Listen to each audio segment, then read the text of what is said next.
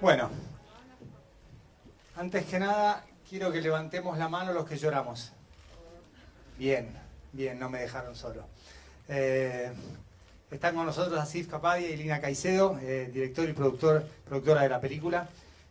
Lina, ASIF, la primera pregunta la voy a hacer yo y luego voy a dejar que todos ustedes hagan preguntas y pregunten lo que quieran. ASIF, la primera pregunta es ¿por qué el foco elegido fue Nápoles? Si bien hay imágenes de Barcelona y de argentinos y de Boca y incluso algún flash de lo que pasó después, ¿por qué el foco fue Nápoles desde 1984 a 1991?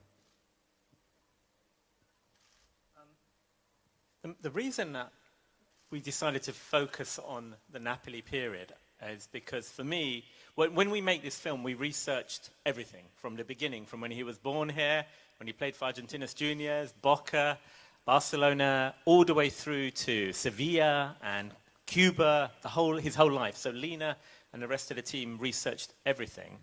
But it always felt like the main story really was the middle, which was Napoli. 7 years playing for one club, which Diego Maradona has never done before or since. He's never stayed in one place that long. It's the place when he arrived, he was pressured to be the best player in the world, but he hadn't really achieved anything yet. He goes to a team that's never won a championship, never won anything. While he's there, he wins the World Cup. He wins 2 Scudettos. He becomes, no dispute, the best player in the world. But all of his personal problems really begin when he's in Naples. And so for me, everything that comes before and everything comes afterwards is a mini version of the story of Napoli. It's a repetition. And also because of the way Diego Maradona is, he never really looks back. He doesn't look back and go, oh, I made a mistake, I'm going to change. He goes on to the next place and the next place and the next place. So it always felt like the big story was Napoli. And also we could show it. We've got to make a movie. And there was a lot of material that we had that nobody had seen before. And so it felt like that was always going to be the main focus. Okay, thank you very much. Bueno, ahora abro el juego. Quienes quieran preguntar, hay micrófonos por todos lados.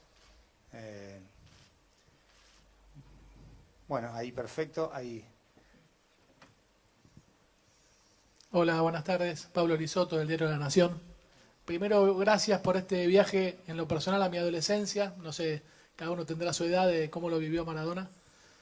Y la pregunta, bueno, son dos cortitas. La primera es, ¿qué fue lo que más le sorprendió encontrar en material audiovisual en una época donde no era tan frecuente grabar y filmar todo? Y posteriormente, ¿qué fue lo que más le molestó de no poder incluir en este documental de todo lo que siguió en el planeta Maradona? Porque es una persona que sigue viva, a diferencia de sus anteriores documentales. Muchas gracias. I guess I think what it is I'm of the kind of generation that remembers Diego Maradona playing, but really the last maybe, I don't know, 20 years has been of the kind of the legend, the myth, the controversial character, somebody who was maybe physically wasn't in very good shape. So when I started seeing him young, when he first arrived in Naples, when his smile, his eyes, his kind of character, how happy he was, all of that I felt was really interesting and I'd forgotten. And also, just watching him play, the way he moves, his body shape is so unusual, his control, the way he runs, all of this I'd kind of forgotten. I'm also of the generation, football really, international football was the World Cup. I remember my first memory is the '78 World Cup, the final against Holland and all of the toilet roll. I don't know what it is. I remember 1978. I remember 1982 when he was supposed to be the best player in the world, but he got sent off against Brazil. I'm an England fan. I remember '86. But I didn't know what happened in the middle between the World Cups. This is pre-internet, pre-podcast, pre-international reporting on football. So everything that I saw in Naples, as a player, for me was new. And I just thought, maybe we've forgotten who he was. Let's remind people how incredible he was and how different football was, how violent it was, the pitches, the balls, the tackles. It's so different to the players now. And so I just felt like that for me was all new. That was something special that I thought was really worth going into. in terms of the second question, what did we not fit in? I mean, it's really difficult. There's so much amazing stuff that we saw, particularly in his early years when he was young, which is beautiful. The problem, as I was explaining, was that it just took too long for the film to get going to the important moments, which were essentially dramatically happened in Napoli. But what I have done, when the film comes out in the UK and around the world on DVD and Blu-ray, and hopefully we'll do the same thing here in Argentina and on a direct TV, there's 1 hour more of material, which nobody's ever seen, which I'm going to be putting out there, which is all of him young, which is incredible and beautiful, and he's amazing. So that will be the next step. So hopefully I'll share more with the audience of the footage that you've never seen as well. Sí, felicitaciones nuevamente, ya te lo dije antes. Quería 2 preguntas muy breves. Una, si te hubiese gustado tener a Diego aquí presente o más cerca de esta presentación. I mean, you know, nothing's simple with Diego Maradona. Come on, you know, that's a loaded question. If he was here, you wouldn't be here. Yeah, it would be great, but we've tried to show, honest truth is, I'll be straight, he hasn't seen the film. You've seen the film before Diego Maradona, okay? So we made this film, and maybe a year and a half ago, I have to explain, Lina and I went to Dubai 4 times, maybe 4 times, 5 times. When Diego was living in Dubai, that's where we did the interviews. Maybe Lina can talk about that a little bit. So we used to go to his home. We had, the contract was, we had 9 hours of interviews with Diego Maradona. We had to get his image rights. We had to get access to the footage. Our producers did the deal. And so I had 9 hours to talk to him.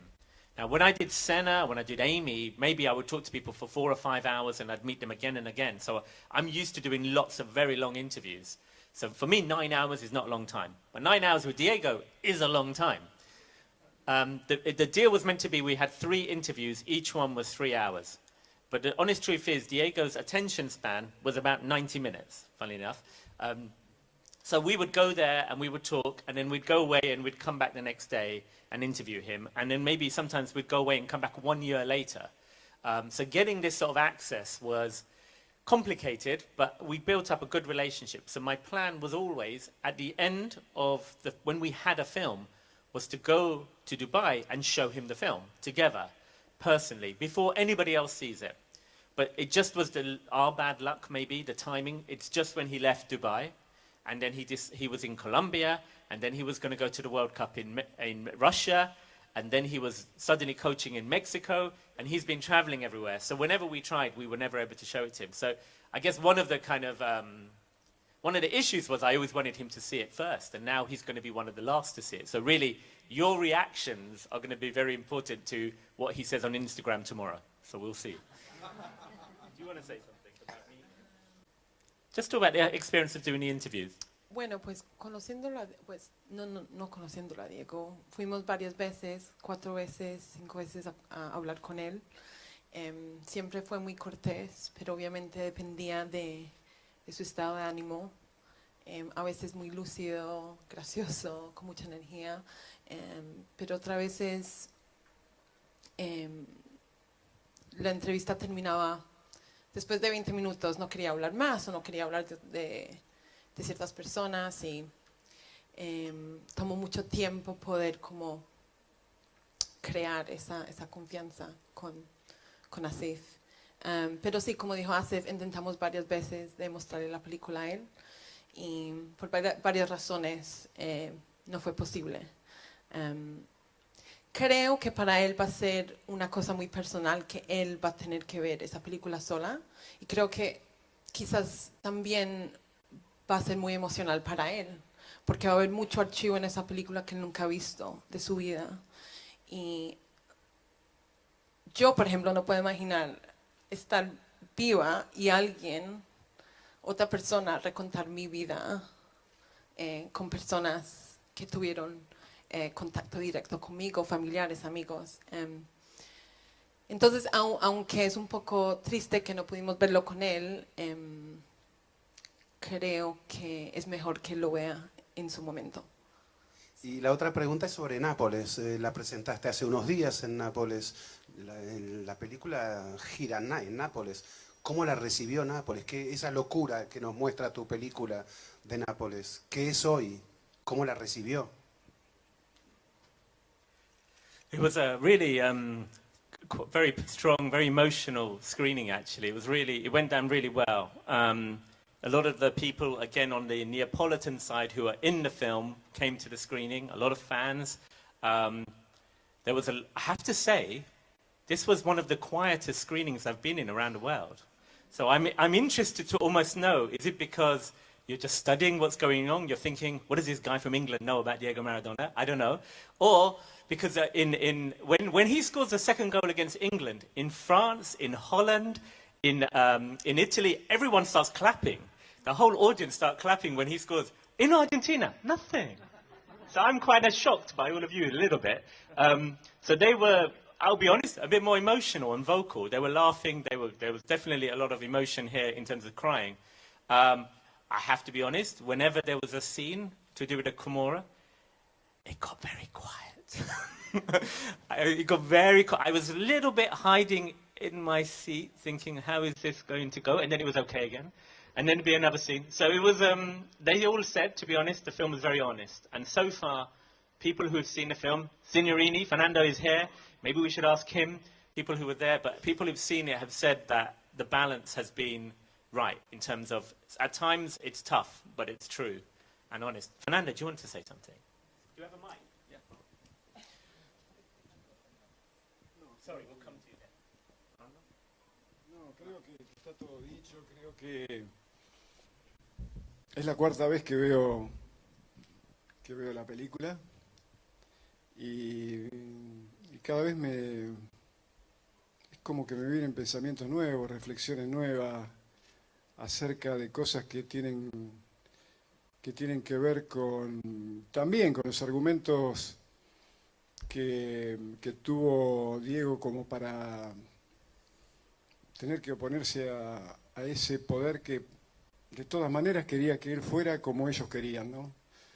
Y lo que rescato de él, hace poco, y lo charlaba el otro día con unos chicos periodistas en una nota, leí una frase de Oscar Wilde que dice que la principal característica del ser humano debe ser la posibilidad de rebelarse, sobre todo de rebelarse ante la injusticia, y vaya si fue una brutal injusticia la que cometió el poder, que es sanguinario, que es brutal, que es inhumano, con un chico que salió del sórdido barrial buscando el cielo, a quien nadie lo protegió, a quien nadie lo ayudó, ni a él, ni a Chitoro, ni a Tota en Fiorito.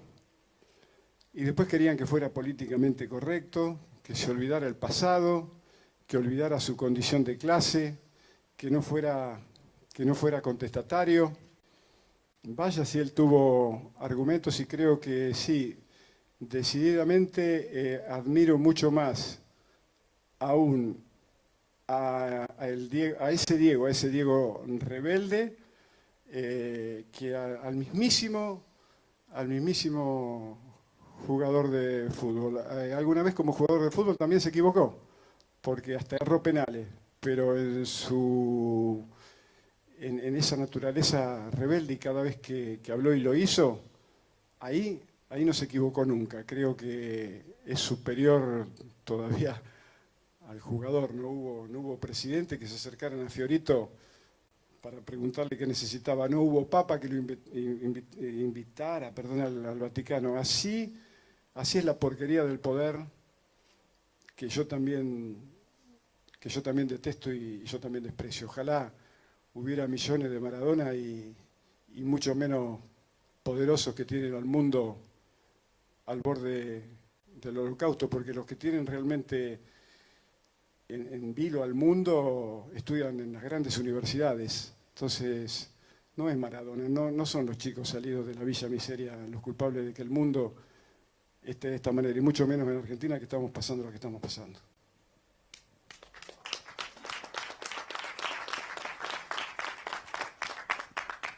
There's only one Fernando. Okay. Did you have a question, someone? Oh, you? Okay. And then we'll come to you. Okay, hello. I will make 3 short questions in English, then I will translate. I have a very bad memory. One at a time is okay, great. one at a time. Do you think that this film can change the point of view of your nation, Britain, towards Maradona? That's the first question. La pregunta que hice es si la película que hizo puede cambiar el punto de vista que su propia nación tiene sobre Diego Armando Maradona. Esa es la primera. I'd say I don't know if I can change the whole nation. We have a few problems right now going on. If I could, I'd change that before I change the opinion on Maradona. I think we have more problems politically right now. I think what's happened is that people who've seen the film, definitely, a lot of people have said, I had no idea I could care about Diego Maradona, but at the ending, I'm really annoyed. You made me care for him and feel, and some people got quite emotional, and they felt sorry for him, and they never thought that would be possible. So definitely people who've seen the film have said they feel about him in a very different way, definitely.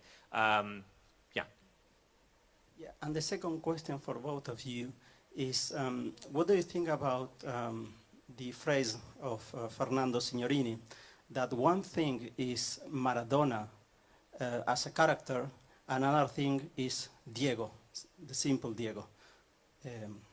No sé si necesitamos traducción. Okay. Okay, so when previously I made Senna and I made Amy, the 2 documentaries. Has anyone here seen Senna, by the way? Okay, yeah. Amy? No? Okay, cool. So with Senna, there was a very obvious rival, Alain Prost. There was this person he was racing against. So when you make a film, you've got to somehow show this is the person who's his rival. They drive differently, they live their lives differently, they speak differently, culturally they are different. With Amy, again, because you're doing a film, you try and understand the character and you try and show the story. And with Amy, there were people around her in her life that maybe were not always good for her, who made decisions that were not good for her. There was a relationship with the media. You know, there was a lot of things that, again, it could be very visceral. I can show the audience what's going on. As we were researching this film, I was aware that we were watching it and there was a lot of material. Diego Maradona's story is such a long story. There's so much of it on camera. But the challenge was always to say, okay, why is he doing that? Was it because of this person? Was it because of that person? Was it because of that pressure? And we would go through all of this process with my editor, Chris King, brilliant editor, and the team.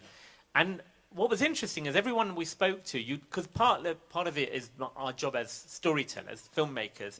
You're condensing somebody's life of like 60 years into 2 hours. It's very difficult, so you have to make choices. And a lot of people that I interviewed would say, oh, I wish you would go back to the guy that he used to be. He was different. He's someone else now. They would say this, allude to this idea. Different people on opposite sides of the world would talk like that. I think it was Fernando, the first time we spoke, where he really kind of put his finger on it, almost separating it as these 2 characters within himself, which I have to say, when I heard it, it suddenly made sense, because I'd heard this concept from lots of people, but I didn't know how to kind of put my finger on it. And because I've made these 2 other films, and this was the 3rd film, I was, number one, he's still alive, so I could meet him and interview him. His life is very long, but also it's a story almost about getting old and what happens when you get older. And whereas Senna and Amy died very young, this is a different kind of story and a different relationship with mistakes that maybe you've made in your life or in the past. So there was something about that idea of it maybe being more psychological and internal, in reaction to everything going on externally in his life, that I thought was really interesting, and that became something that I felt we could tell that story. It's very difficult to do, but I'm hoping, you'll have to tell me if you think it is honest and true, but it seemed like that became a change in personality. And, you know, I would say honestly, the film is about a kind of young Diego, if you're looking at the spectrum. But the man that we met in Dubai was at the other end of the spectrum, right over here in latter years. So sometimes when I was talking to him with Lena, I was wondering whether or not the person I'm talking to and interviewing is actually the person I'm making the film about. Is that a different person? Does that happen to all of us when we get old? Our memories change things. The way we live means we look at the world a different way. Or is there something very particular about the way Diego Maradona has lived and existed that makes it a more extreme example of this? But again, I will leave that to the audience to kind of decide whether you feel this makes sense as a concept. Así, primero felicitaciones y gracias por volver a emocionarme. Mi nombre es Diego Chapeta, soy del diario Clarín. Quizás pronto tengas una sorpresa y un reencuentro. Dos cuestiones. La primera, si esto que vivió en Nápoles, tu opinión personal, la transporta a lo que le ocurrió en el final de su carrera en el Mundial de Estados Unidos. Si lo utilizaron a Maradona para promocionar un Mundial que no tenía tanta receptividad para después entregarlo a los Leones. Yeah, I think Lina and I had a little bet as to when 94 World Cup would come up. Yeah, it's an interesting... The reason that we've made the choices to tell this story, because for me, after the semi-final against Italy, and that penalty specifically, for me, that is really the end of Diego Maradona's career as a footballer, where he finished, where he completed a season.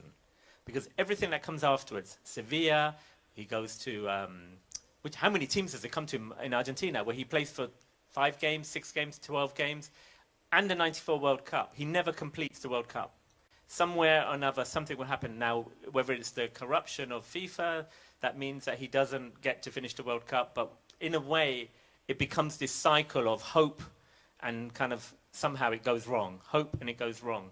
And so that became another story, I guess, and him as a player, where he completed seasons, where he won championships, where he lost, and also the problems with addiction, which he did have. He came out of Naples as a different person to the person he arrived in.